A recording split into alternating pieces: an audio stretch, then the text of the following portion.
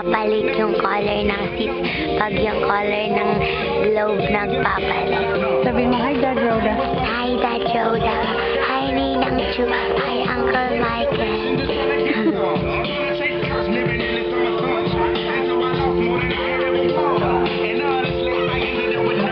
Mami.